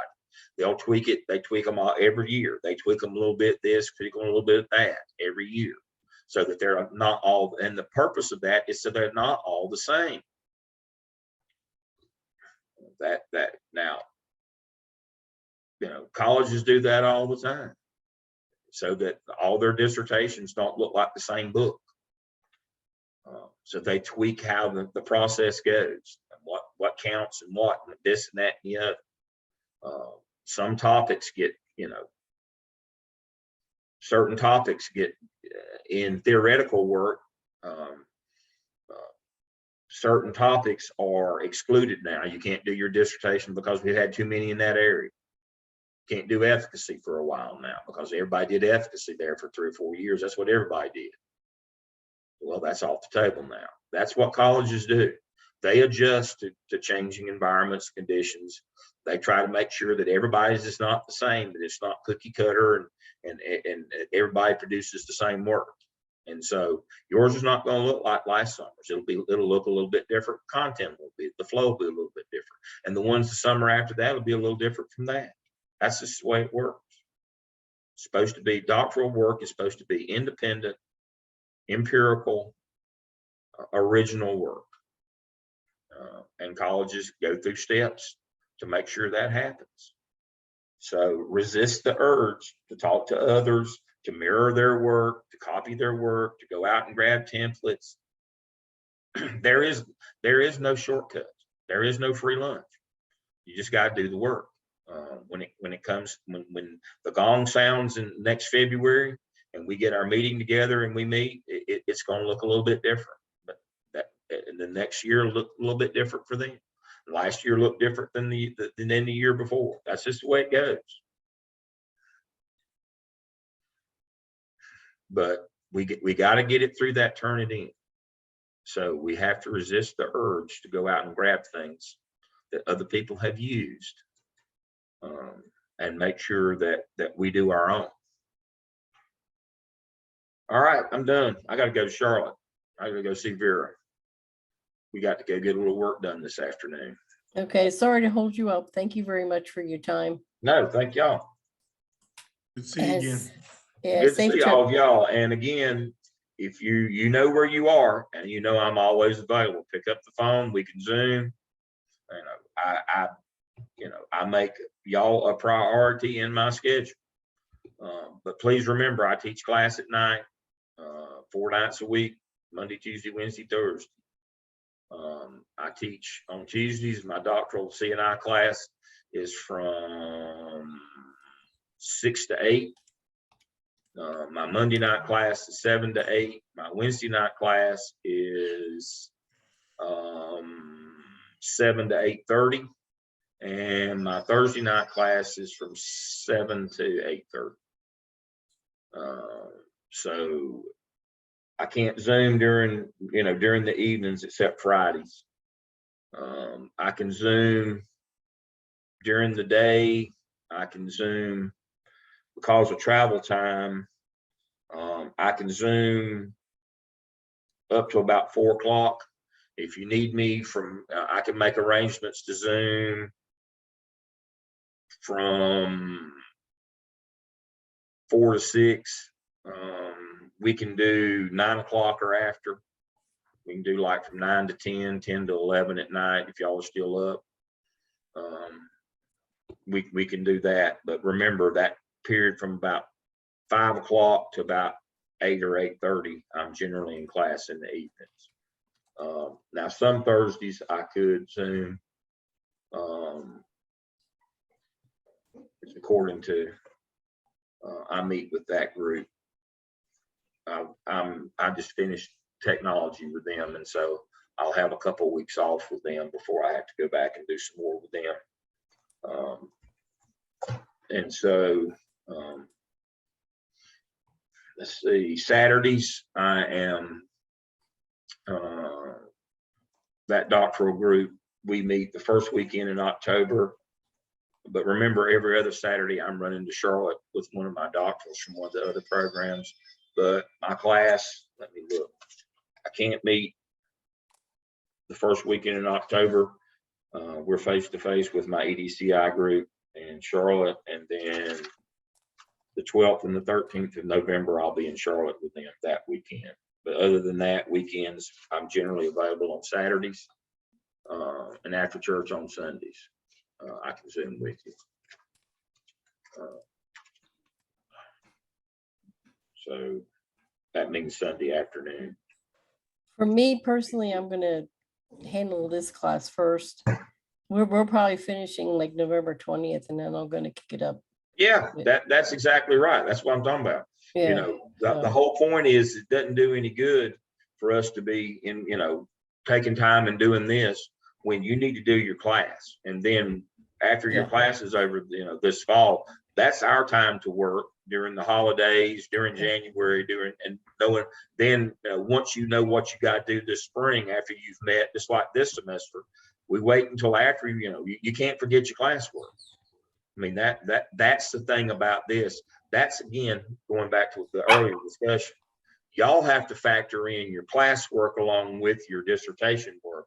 The other groups don't have to do that. They just do their classwork first, then they start their dissertation. They don't have to do this back and forth and adjusting and figuring out what their class responsibilities are and what that load's going to be. They do it different. They just do their classes first. And so at the end of 2 years, they're not near as far along as y'all are.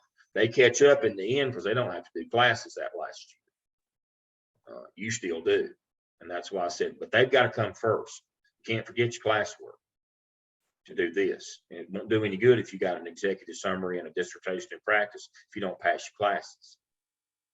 that's very true. But thank you for being available, and thank you for doing this. Yeah, they have to come first. I'm secondary. I get it. My ego will allow that.